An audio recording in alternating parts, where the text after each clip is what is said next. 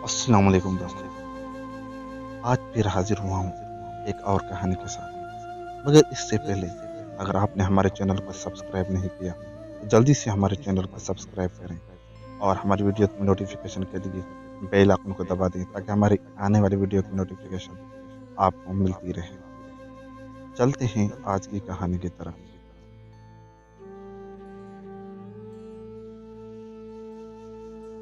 खूबसूरत पहाड़ों के बीच सरसब्ज और शादाब दरख्तों में घिरी हुई वो वादी जितनी हसीन थी, वहां के रहने वाले इसी कदर मेहरबान और नेक थे। वो मुसाफिरों को खुदा की नेमत समझते थे और हर मुमकिन उनकी खातिरदारी किया करते। बस्ती का पहला घर खादिम बाबा का था।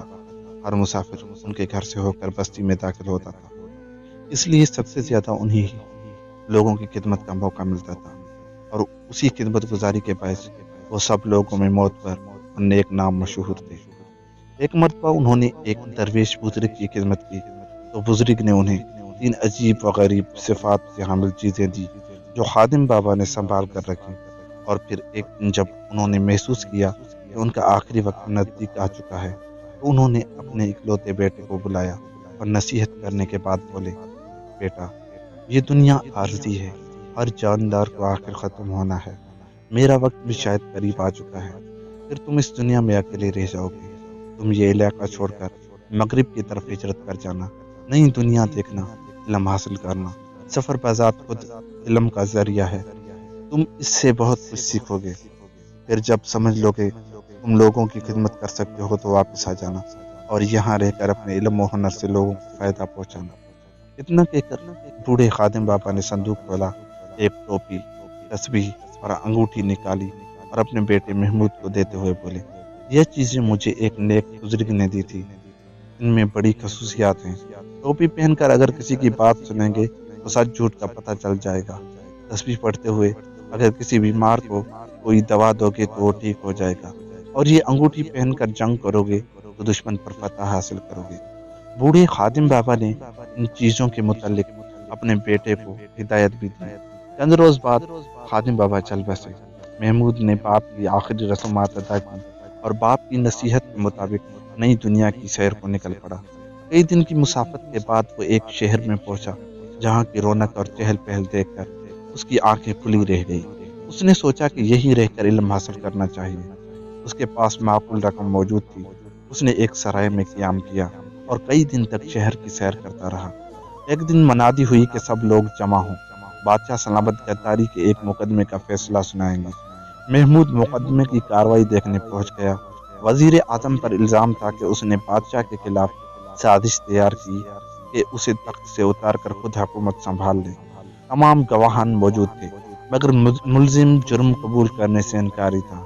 काजी ने मुकदमे की तफसील से बादशाह को आगाह किया। बादशाह ने आखिरी मर्तबा दरियाफ्त किया कि अगर वज़ीर आज़म तस्लीम कर लें तो उनकी माफ़ी पर गौर किया जाए, मगर वज़ीर आज़म ने जुर्म मानने से इनकार कर दिया और कहा कि उसे बेगुनाह फंसाया गया है।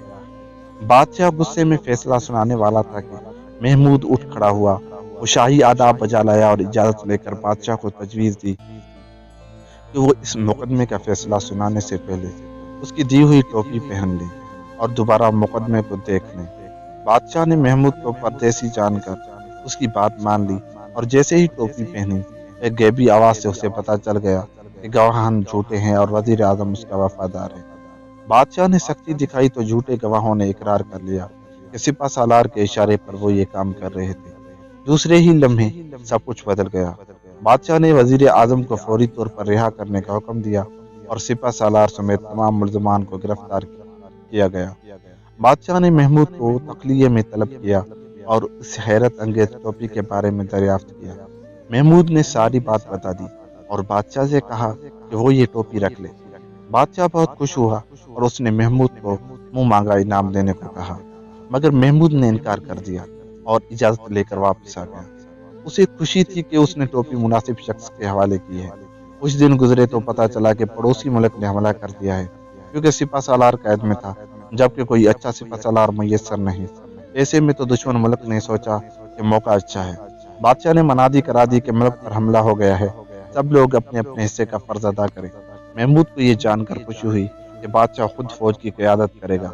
महमूद बादशाह से मिला और उसे अंगूठी देकर उसकी खसूसियात से आगाह किया। बादशाह बहुत खुश हुआ। मैदान जंग में अंगूठी से नजर न आने वाली ऐसी शुआएं निकलती थी जिनसे दुश्मन के सिपाही वक्ती तौर पर अंधे हो जाते थे। बादशाह ने बेजिगरी से मुकाबला किया। फौज ने भी दिलेरी से लड़कर दुश्मन मुल्क को शिकस्त दे दी। अब बादशाह महमूद का गर्विदा हो चुका था।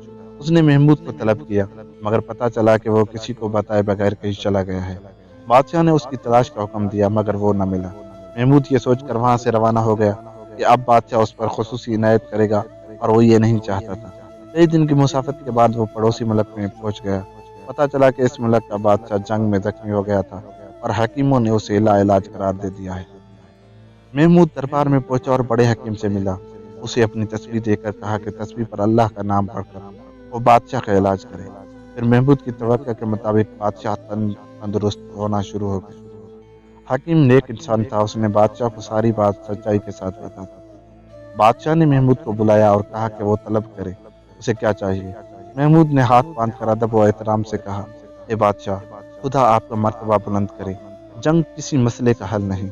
आपने जिस मुल्क के खिलाफ जंग लड़ी है, मेरा ताल्लुक उसी मुल्क से है, मगर मेरी हमदर्दी दोनों मुल्कों की तमाम फौजों से है जो जंग में मारे जाते हैं और उनकी बीवी बच्चे सारी जिंदगी उनका गम मनाते हैं। उनकी जिंदगियां तबाह हो जाती हैं।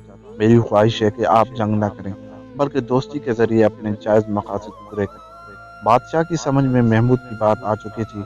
उसने इसरार करके महमूद को चंद कीमती तहफ लेने पर मजबूर किया और अपने दुश्मन मुल्क के बादशाह के नाम सुलह और दोस्ती का खत लिखा और अपने बेटे के लिए शहजादी का रिश्ता तलब किया। दूसरे बादशाह तक सुलह का पैगाम पहुंचा तो वो बहुत खुश हुआ, मगर उसके जहन में यह बात थी कि वो अपनी बेटी की शादी महमूद से करेगा। उस दौरान महमूद भी पहले वाले बादशाह के दरबार में पहुंच गया। उसने बादशाह को समझाया कि वो शहजादी की शादी शहजादे से कर दे, ताकि हम पल्ला रिश्ता भी तय हो जाए और बरसों की नाराजगी रिश्तेदारी में बदल जाए। महमूद के मशूरे पर बादशाह ने रजामंदी जाहिर कर दी और दोनों मुल्क की आवाम ने चैन का सांस लिया और दोनों इतराफ खुशी की शादियां बजने लगे। महमूद अपने गांव लौट आया, जहां उसकी शोहरत उससे भी पहले पहुंच चुकी थी। बादशाह ने इतराफ के कई गांव महमूद के नाम कर दिए और वो अपने बाप के नक्शे कदम पर चलता हुआ लोगों की खिदमत करने लगा। देखा दोस्तों, अच्छाई में इज्जत है। आप भी हमेशा अच्छाई करते रहें और दूसरों को अच्छे मशवरे देते रहें, क्योंकि मशवरा एक अमानत है जो ईमानदारी से अदा करना चाहिए। मिलते हैं किसी और वीडियो के साथ, तब तक के लिए खुदा हाफिज।